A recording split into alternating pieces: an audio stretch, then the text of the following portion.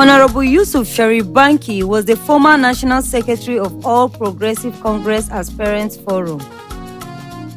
As a strong member, he was dedicated to the active participation of the youth in the affairs of the country, especially in politics. He preached peace with his focus on the youth, empowering them to stand on their own and also to live among each other peacefully, starting from the northern youth. He frowned at criminality among the northern youth, actively stood against it, and created alternate measures to engage the youth in community development, keeping their minds busy. He believes that with the youth focused on the development of the country, they will work together in peace, thereby building a better Nigeria. Honorable, for the pleasure of the viewers, can you give us a brief about yourself? Yeah, thank you very much for being with me at this hour. And my name is Honorable Sherrif Banki. I was born and brought up from Banki town, under Bamalek area of Borno State. And I participated in student unionism, political support groups, and what have you. And I also participated in election in 2019 election, general election, primary elections under the All Progressive Congress, or Great Party.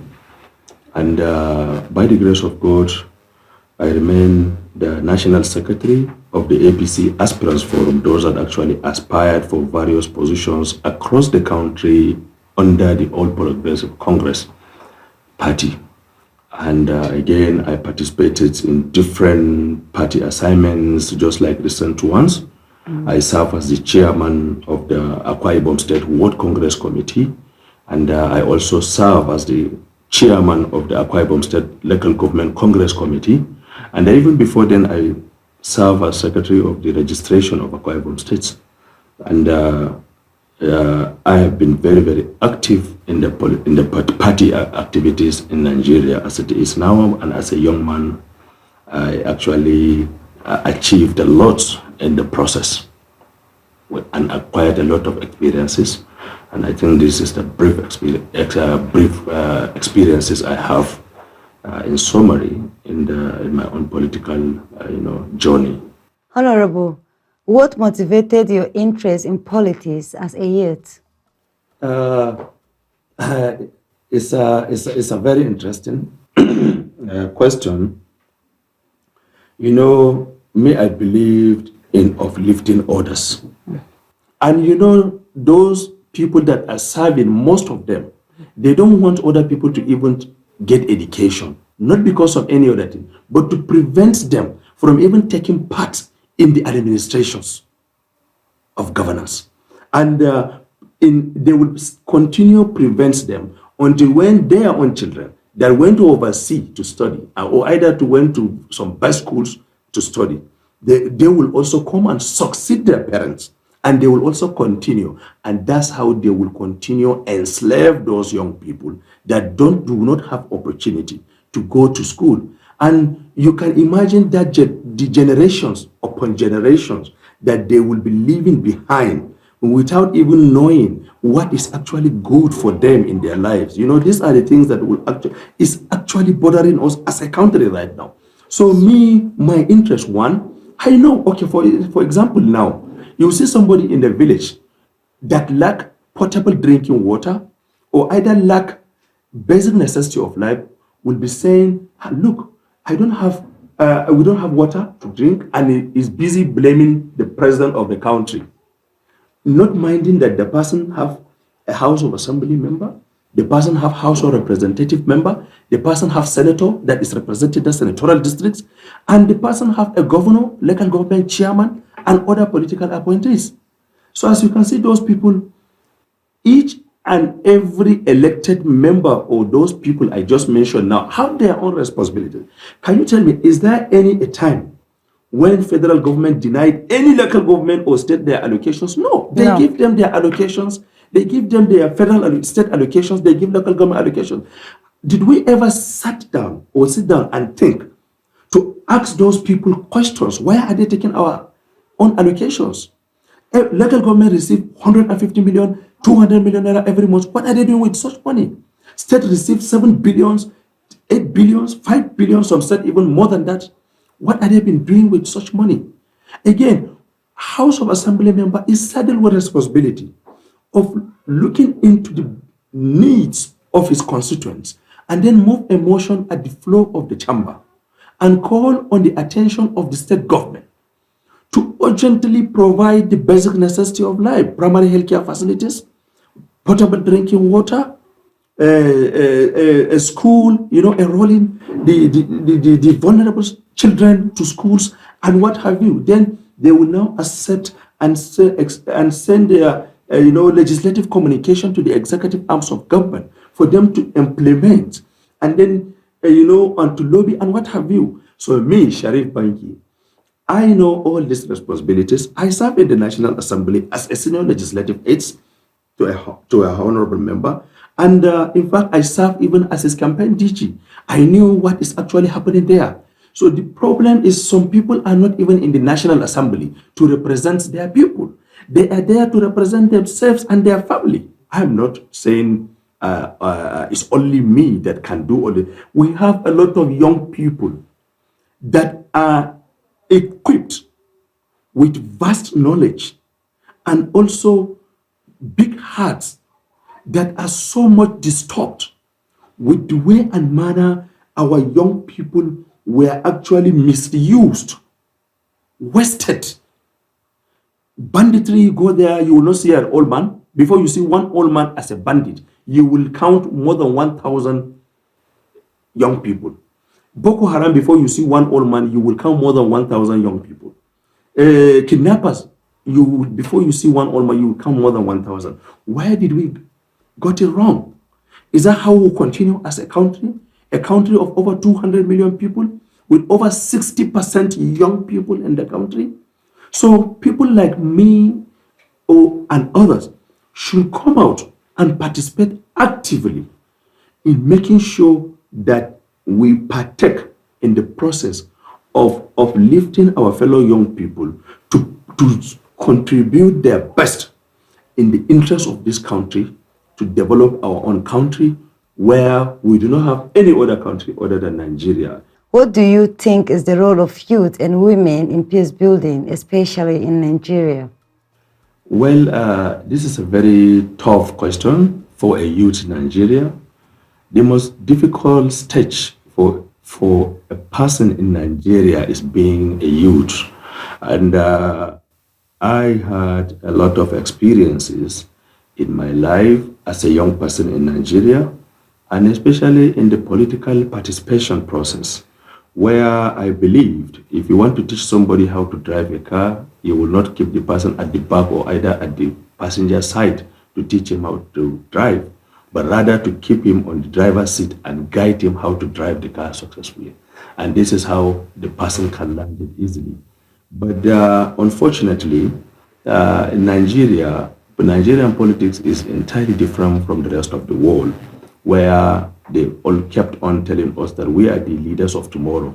But if you waited for those people that are always saying we are the leaders of tomorrow, you will find out that you will even reach 40 without being anywhere. And as such, I sat down and think critically, and then participated in the process actively, without even waiting for someone to come and teach me how to do it, because I never believe in that at all. So what we did, Nigerian youth, in fact, the majority of the voters in Nigeria are youth. And unfortunately, we the youth were misled by some certain people for their own personal and selfish interests. By what they did was actually to divert our attentions from their failures by introducing sentiments, religion, sentiment, tribalism, ethnicity, and so on, just to divert our attention from their failures.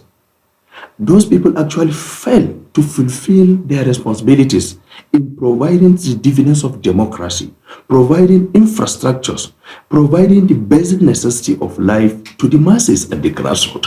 And then instead, they now use we, the youths, to fight each other, call all sorts of names, call ourselves all sorts of names. Maybe if I run for position, the only reason why my people will support me is because I'm a Muslim, or maybe because I'm their relatives, or maybe because I come from Banki, or maybe because I came from my own local government. That is the only, they don't use competency, capacity, and as a yardstick to measure what I can deliver to them after giving me the mandate. And that is why we keep on repeating something, and the youths are systematically scam out from the process entirely. When you look at the Nigeria now, I remember vividly when former President Obasanjo said Nigeria used to produce nothing less than 1.5 million graduates every year. You can imagine, and it's clearly written that out of this 1.5 million graduates, and even 100,000 of them might not even get employments or jobs to do. And you can imagine we will be having a rollover of 1.4 million graduates every year. So Nigeria, as it is now, is sitting on a time bomb. I can even give a reference of the NSAS protest that happened recently in the country and what have you. And look at the insecurity that actually contributed, that actually affected the economy of this country. And of course, when youths are denied what actually belongs to them, it is the responsibility of the government to even enlighten those youths to even know their own responsibilities. Not that simply because they are ignorant of their own responsibilities, you just decide to keep them away and only use them during the election periods as touts, toggery, and what have you. And after the election, they will dump them. What will be the next line of action for them is to carry or use those same arms that they used during the election to go after those people or either their children to stop them from sleeping with their two eyes closed. That's why we have the banditries, we have Boko Haram all over, we have kidnappers all over, we have this we have this secession, agitation for secession, IPOP or Dudua and what have you. Why do people follow all those people? It's because of poverty, the abject poverty that exists among the youths in the country. Nigeria is actually going towards a very, very dangerous dimension if care is not taken and if our leaders did not stand up on their feet and do the needful.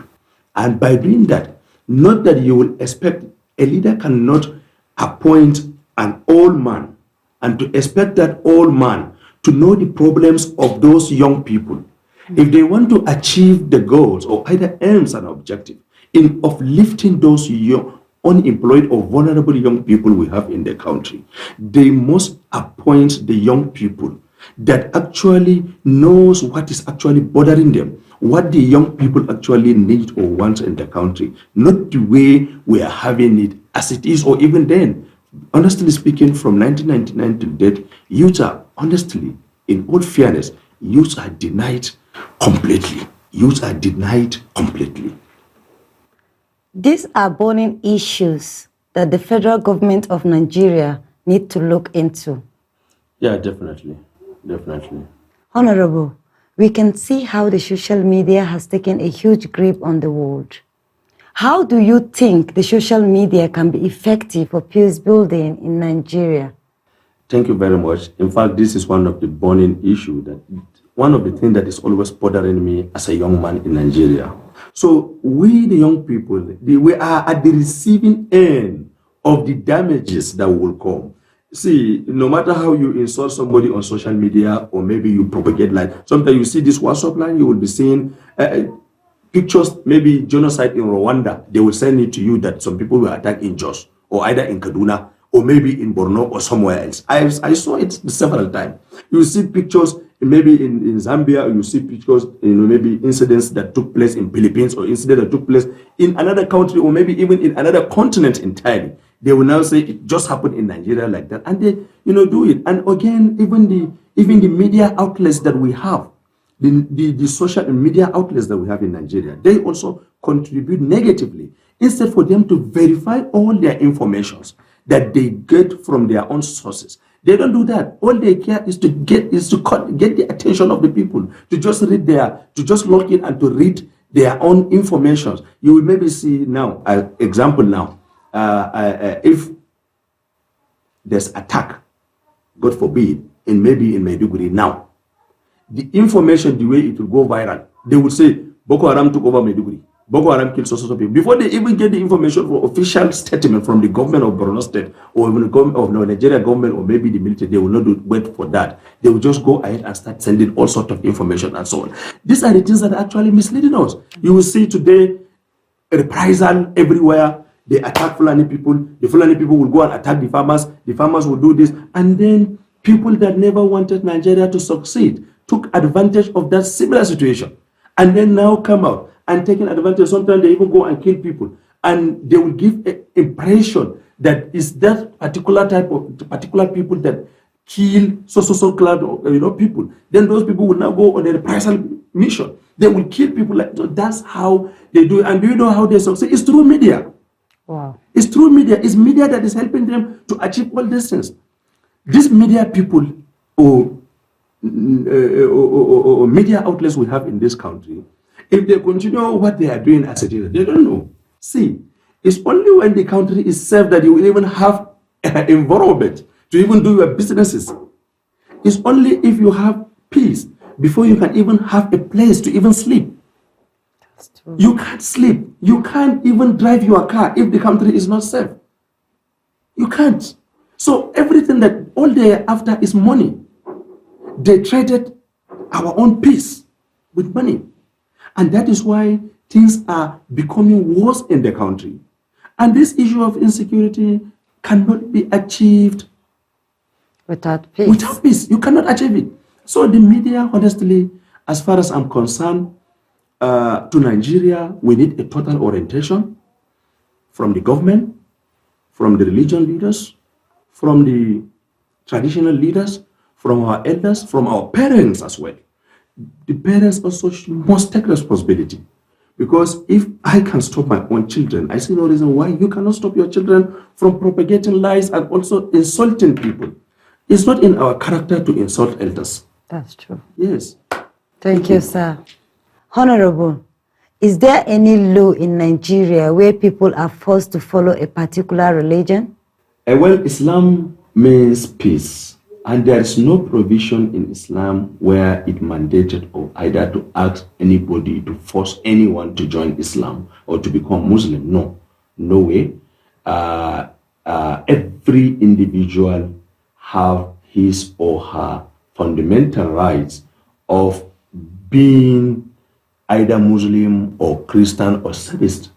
And as such, in Nigeria, the problem we are having is not the actually religion, it's money, it's actually political interest, where people, recourse to use our imams and pastors, to, promote the division among the citizens, where people take advantage, to favor their own preferred candidates, whether the person is Muslim or Christian. If they want you to be in power, they will now resolve to go to mosques. Nowhere in even Islam that stated one can go to mosques and campaign for people. We have to separate politics and religion entirely. See, our own religion, even Islam, Prophet, peace be upon him, taught us how to live with our Christian brothers. He lived with a Christian neighbor. Nothing happened. They lived in peace. Are there any closing remarks that you would like to make for the benefit of our audience? Yes. First of all, I would like to once again thank you. And honestly, Nigeria is going through a very, very critical moment as it is now, due to the insecurity that we are having at almost every geopolitical zones in the country. And also the rates, the economy, the way things are actually going at the moment, and also, so the high number of the unemployments we have as a country, and so on. Notwithstanding, we should not lose hope, and we should be monitoring some of the efforts that the government is actually making in reviving the economy. And also, we should look at some of the efforts that the government is making in providing the security, and we should let them know where they failed to do so, and we should actually advise the government on the areas that they need to take into consideration in having the peace in the country, and also to get employments to the unemployed graduates that we have in the country, one. And secondly, my fellow youths should not allow themselves to be misled, to be used by our politicians for their selfish interests. Honorable, thank you for having me in your home. It's my pleasure to have you and to also speak to millions of people through you.